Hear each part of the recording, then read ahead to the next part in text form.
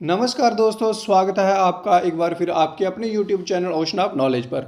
आज के इस वीडियो में हम कवर करेंगे आरटीए एक्ट 2005 और आरटीए एक्ट 2009 से संबंधित टॉप 20 इम्पोर्टेंट एमसीक्यूज़ जो कि जेकेएसएसबी और अन्य किसी भी दूसरे कॉम्पिटिटिव एग्जाम के लिए बहुत ही ज़्यादा इंपॉर्टेंट होने वाले हैं।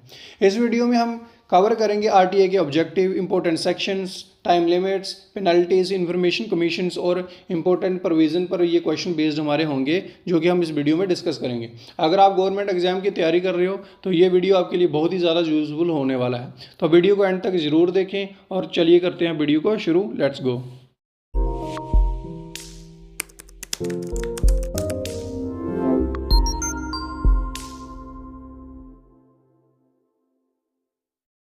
Here our first question is, on which date did the JNK RTA Act 2009 stand repealed and replaced by the Central RTA Act 2005? इस क्वेश्चन में हमसे पूछा गया कि जो JNK RTA Act 2009 था उसे जब सेंट्रल RTA Act 2005 ने रिप्लेस किया था तो वो कब किया था, कौन सी डेट को किया था? ऑप्शन है 5 अगस्त 2019, 31 अक्टूबर 2019, 1 अक्टूबर 2020 या फिर 15 जून 2005। एंड हमारा फर्स्ट क्वेश्चन जो आंसर होगा वो रहेगा हमारा बी पार्ट। 31 अक्टूबर 2009 को इसको रिप्लेस किया गया था सेंट्रल आरटीए एक्ट 2005 के द्वारा। उसका रीज़न क्या था? जो जेएनके आरटीए एक्ट 2009 वाला है वो हमारा जेएनके स्टेट के लिए था, लेकिन 31 अक्टूबर को 2019 को जब हमारी स्टेट को रद्द करके उसको यूटी बनाया गया था तो हमारे यूटी के ऊपर कौन से आरटीए एक्ट लागू हुआ? Central RTA act 2005। तो इस क्वेश्चन का जो राइट आंसर रहेगा वो रहेगा 31 अक्टूबर 2019। ठीक है। और इसके साथ ही जो 5 अगस्त वाली डेट है ये भी आपको याद रखनी है। इसी दिन हमारा जो जेएनके रीऑर्गेनाइजेशन जो बिल है वो पेश किया गया था कहाँ पे? राज्यसभा में, और 6 अगस्त को लोकसभा में। ये डेट्स भी आपको याद रखनी है। और इसके साथ ही 9 अगस्त को प्रेसिडेंट एजेंट मिला था और 31 अक्टूबर 2019 को ये 31 अक्टूबर 2019 को ये पूरी तरह से लागू हो गया था।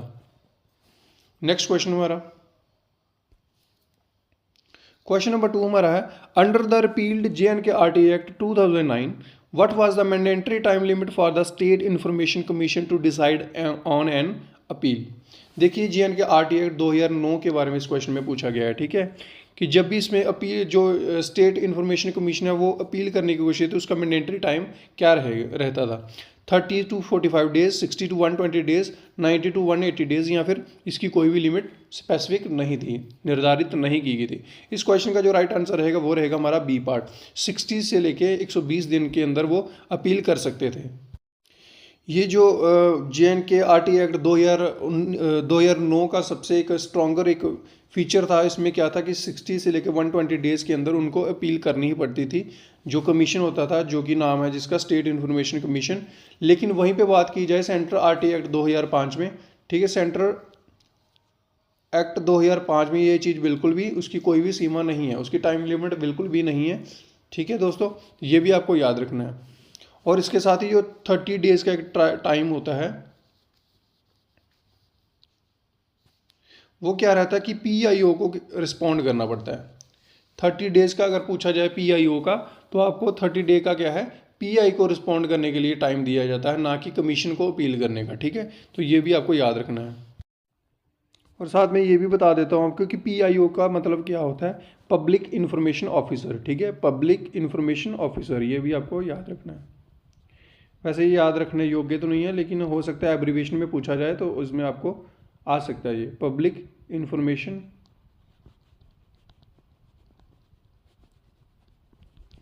ऑफिसर। बढ़ते नेक्स्ट क्वेश्चन की तरफ। Who was the first chief information commissioner of the Jammu and Kashmir state information commission, जो कि 2009 एक्ट वाला था। ये वही आपको पूछा गया अगेन। और क्वेश्चन इसको मार्क कर लो, बहुत ही ज़्यादा इंपॉर्टेंट क्वेश्चन है। अगर आरटीए एक्ट 2005 या 9 में से कोई क्वेश्चन आता तो ये भी one of the most important question रहेगा आपका। ऑप्शन है जीआर सूफी, खुर्शीद अहमद गनाई, बजाहत हबीबुल्ला या फिर जशवर्धन कुमार सिन्हा। इस क्वेश्चन का जो राइट आंसर रहेगा वो रहेगा ए पार्ट, जीआर सूफी। तो बहुत ही शानदार ये क्वेश्चन था। इस जो जीआर सूफी ये थे ये एक आईआरएस ऑफिसर थे, आईआरएस ऑफिसर थे। ठीक है दोस्तों, ये भी आपको याद रखना, लेकिन एग्ज़ाम में ये चीज़ आती नहीं, अपनी नॉलेज के लिए इसको याद रखना। GR सूफ़ी पहले IRS ऑफिसर थे और ये कब अपॉइंट किए गए थे? 2011 में। ये डेट आपको याद रखनी है। 2011 में इनको अपॉइंट किया था एज क्या? CIC commissioner. ठीक है दोस्तों, ये आपको याद रखना है। इसके साथ ही जो है हमारे वजाहत हबीबुल्ला है, ये हमारे फर्स्ट CIC थे, लेकिन सेंट्रल के। ये भी आपको याद रखना है। अगर आप, हाँ देखो, इस क्वेश्चन से आपके 2 क्वेश्चन बन के, अगर CIC फर्स्ट पूछा जाए सेंटर का तो वो कौन रहेंगे? वजाहत हबीबुल्ला।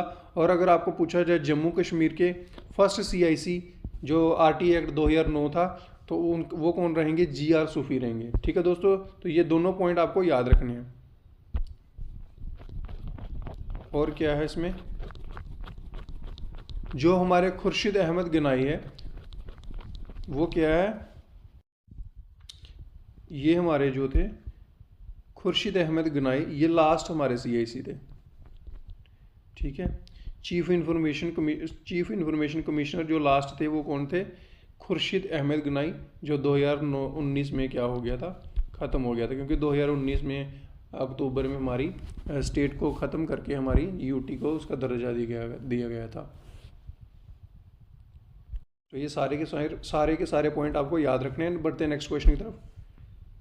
क्वेश्चन नंबर 4 हमारा है, under the JNK RTA act 2009 who was eligible to file an RTA application. ठीक है, JNK RTA एक्ट 2009 के अनुसार कौन जो है वो RTA एप्लीकेशन को फाइल कर सकता है? ऑप्शन है any citizen of India, only permanent resident of JNK, any person residing in the state, या फिर only government employees of the JNK।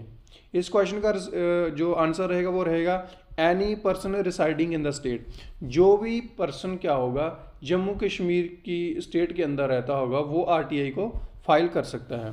ठीक है, और ये कौन सी सेक्शन में था? सेक्शन 3 में।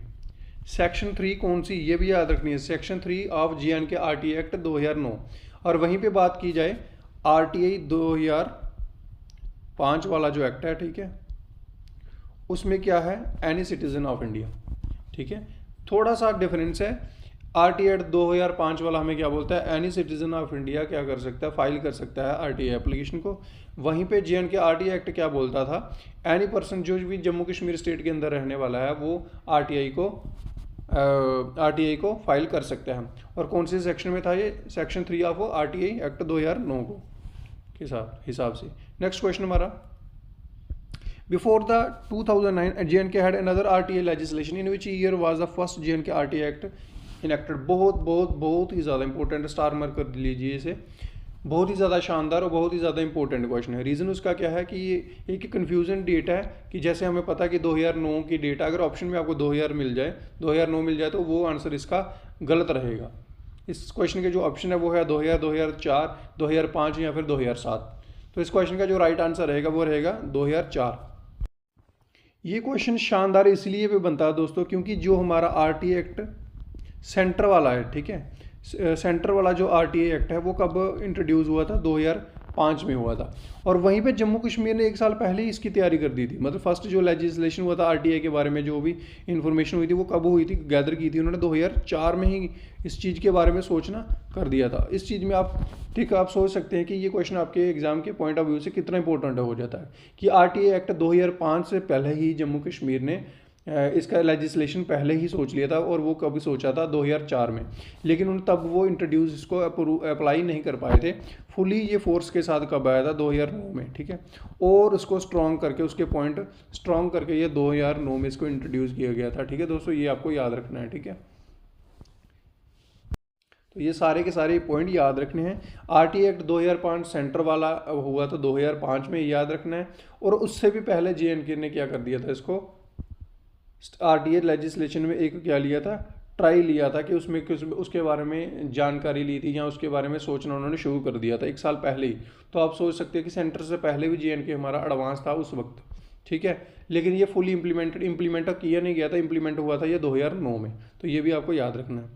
Next question, Which of the following section of the RTA Act 2005 deal with the exemption from the disclosure of information? ठीक है, आरटी एक्ट 2005 है जो कौन सा है, सेंटर वाला है, ठीक है, ये भी आपको याद रखना है। उनमें से कौन सी सेक्शन है जो आपको डील करती है कि एग्जाम्पशन फ्रॉम द किसी की भी आप इंफॉर्मेशन को डिस्क्लोज नहीं कर सकते, सेक्शन 6, सेक्शन 8, सेक्शन 11 या सेक्शन 24।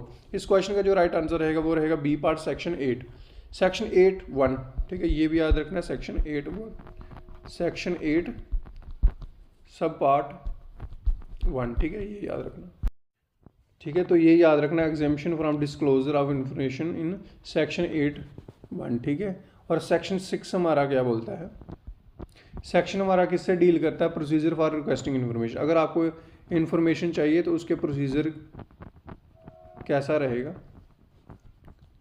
ठीक है।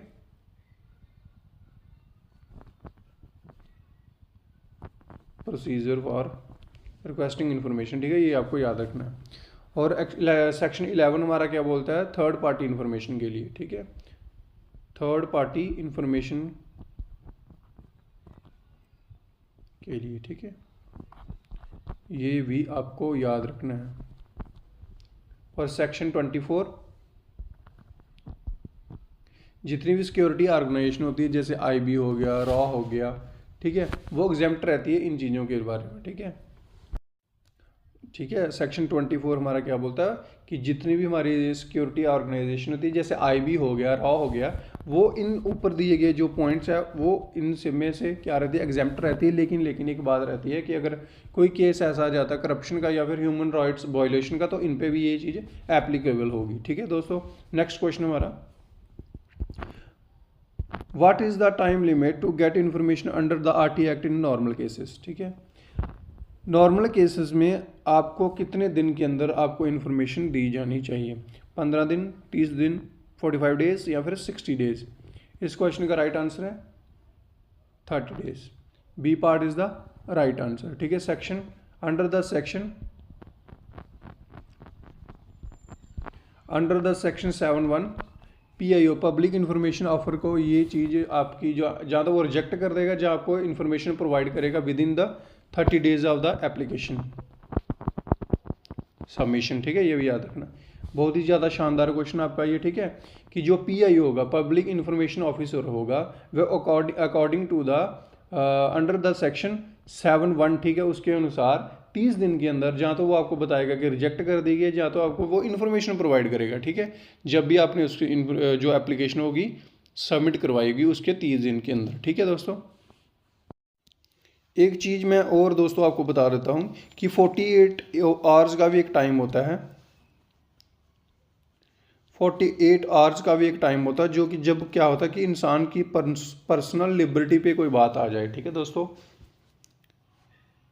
पर्सनल लाइफ या फिर लिबर्टी पे जब बात आ जाए तब ये टाइम पीरियड क्या रहता है 48 आवर का, ठीक है। 35 डेज़ का भी रहता है कि अगर एप्लीकेशन हमारी सबमिट की गई है असिस्टेंट को, जो PIO का जो असिस्टेंट होगा, अगर उसको एप्लीकेशन सबमिट की गई है तो ये डेज़ बढ़ के कितने हो जाएंगे, 35 डेज़ हो जाएंगे, 5 डेज़ ऐड किए जाते हैं, जबकि नॉर्मल लिमिट जो रहेगी वो 30 डेज़ होती है, जो मैं आपको पहले ही बता चुका हूँ। और 45 डेज़ क्या होते हैं, मैक्सिमम टाइम होता है, ठीक है, 45 days max to max time होता है, जिसमें अथॉरिटी फिर जो सीनियर अथॉरिटी थी वो अपील को क्या कर सकते हैं, पूरी तरह से क्या कर सकते हैं, रद्द कर सकते हैं। Next question, the RTA act 2005 replace which are the following earlier act, ठीक है। RTA एक्ट 2005 ने कौन से अर्लियर एक्ट को क्या किया था, रिप्लेस किया था, वो वन ऑफ द एक मोस्ट इंपॉर्टेंट क्वेश्चन है, मार्क कर लो, ये भी एग्जाम में आपको क्वेश्चन में उसमें एग्जाम में आपके पूछा जा सकता है। Option of freedom of information act 2002, right to information act 2002, official secrets act 1923 या फिर पब्लिक रिकॉर्ड्स एक्ट 1993। इस क्वेश्चन का जो राइट आंसर रहेगा, इस क्वेश्चन का रहेगा B part right answer, right to information act 2002 को रिप्लेस किया गया था राइट टू इंफॉर्मेशन एक्ट 2005 के द्वारा। जबकि इसके साथ ही मैं आपको बता दूं, एक ऑफिशियल सीक्रेट एक्ट है ना जो हमारा सी पार्ट है 1923, ये एंटी एस्पियोनेज एक्ट था, एंटी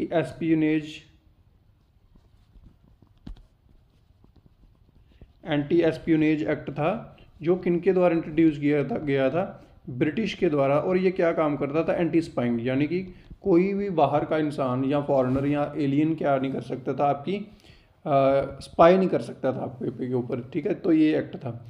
और ये एक्ट कब हुआ था, आरटीए सेक्शन 22, आरटीआई सेक्शन 22 के द्वारा इसे ओवरराइड कर दिया गया था, जबकि ये पूरी तरह से एक्ट अभी तक क्या है, रिपील्ड नहीं हुआ था, ठीक है दोस्तों।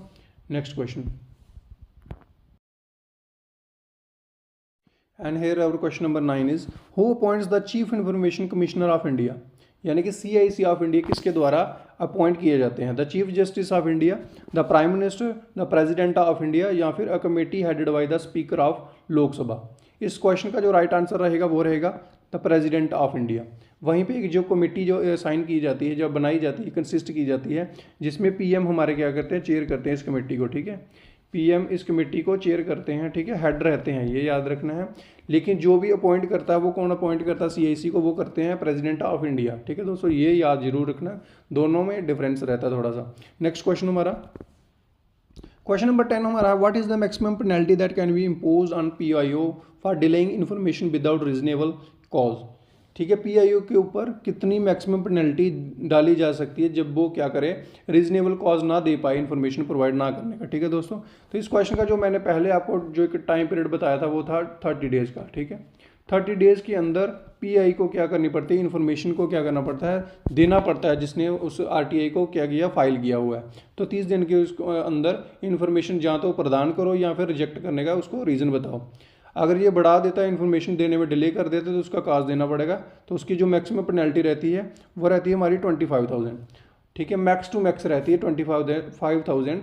और जो अंडर द सेक्शन 2020 उसमें क्या लिखा गया है, अंडर द सेक्शन 20 में लिखा गया है कि हर दिन की जो पेनल्टी रहेगी वो क्या रहेगी, हर दिन की जो पेनल्टी रहेगी वो रहेगी 250 रुपीज़, ठीक है। जितने दिन वो लेट करेगा उतना दिन वो इससे मल्टीप्लाई जो हो जाएंगे, ठीक है। एक दिन की पेनल्टी है 250 रुपया, तो ज़्यादा से ज़्यादा उस पर कितनी पेनल्टी रहेगी, 25,000 तक, ठीक है। नेक्स्ट क्वेश्चन हमारा, क्वेश्चन नंबर 11 हमारा, which section of the RTA act mandates suo motu to disclosure of information by the public authorities, section 3, section 4, section 5 या फिर सेक्शन 12। इस क्वेश्चन का जो राइट आंसर है वो रहेगा हमारा बी पार्ट, सेक्शन 4(1)(b। ये पूरा इसका राइट आंसर जो सेक्शन 4(1)(b) है वो हमारा सू मोटो डिस्क्लोज करती है, इन्फॉर्मेशन प्रोवाइड करना है पब्लिक अथॉरिटी का, ठीक है। ये आपको याद रखना है, ठीक है। सेक्शन 4 हमारा जो था सू मोटो के रिगार्डिंग था, जिसमें है कि जो पब्लिक अथॉरिटी होगी हमारी वो क्या करेगी, पब्लिश करेगी 17 कैटेगरीज को, ठीक है। 17 कैटेगरीज, जिसमें क्या करे, आम जनता क्या कर पाए,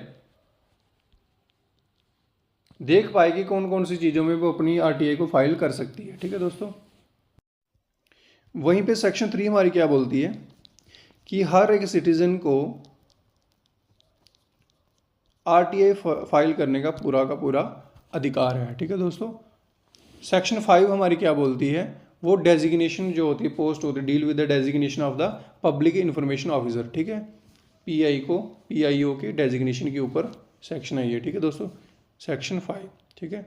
इस क्वेश्चन का जो राइट आंसर है वो हमारा रहेगा B part, section 4(1)(b). Next question, a third party under the RTA act means, third party का RTA एक्ट में क्या मतलब रहता है, the applicant, the public authority, person that other than the citizen making a request, या फिर the state government.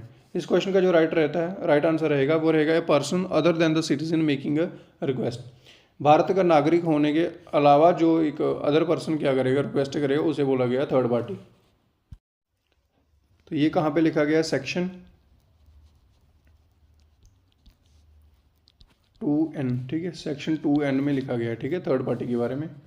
और इसमें PI को 5 दिन के अंदर, जबकि जनरल पब्लिक जो सिटीजन ऑफ इंडिया का होगा मेंबर, उसको 30 दिन का टाइम पीरियड है, इसका क्या है 5 दिन के अंदर, 5 दिन के अंदर उसको रिटर्न नोटिस देना पड़ेगा, जब भी PI को क्या मिली होगी, एप्लीकेशन रिक्वेस्ट मिली होगी। नेक्स्ट क्वेश्चन हमारा, what is the fee for filing A first appeal under the RTA act, कितनी फीस रहती है जब भी कोई इंसान पहली बार अपनी RTA एक्ट का क्या करता है, फाइल करता है, अपील करता है उसमें। 10 रुपये, 50 रुपये, 100 रुपये या फिर कोई फ़ीस नहीं है। तो इस क्वेश्चन का जो राइट आंसर रहेगा वो रहेगा नो फीस। कोई भी फीस नहीं रहती है जब भी कोई इंसान, जब भी कोई सिटीजन फर्स्ट टाइम क्या करता है, अपील करता है RTA के लिए। नेक्स्ट क्वेश्चन हमारा, क्वेश्चन नंबर 14 हमारा है, who is the first appellate authority in the RTA process? Central information commission, state information commission, and officer senior rank to the PIO, या फिर डिस्ट्रिक्ट कलेक्टर। इस क्वेश्चन का right answer रहेगा C part, and officer senior in rank to the PIO। ठीक है, first appeal जो इंसान कर सकता है, सिटीजन करेगा, जब भी PIO अपना डिसीजन सुना देता है। ठीक है, PIO अपना डिसीजन सुनाता है तो 30 दिन के अंदर उसको क्या करना पड़ती है, अपील को फाइल करना पड़ता है। ठीक है, ये भी आपको याद रखना है। और ये कौन सी सेक्शन में लिखा गया है? ये सेक्शन में लिखा गया 19(1) में। Next question, the right to information act 2005 came into full force on. Right to information act जो 2005 वाला है वो कब पूरी तरह से फोर्स में आया था?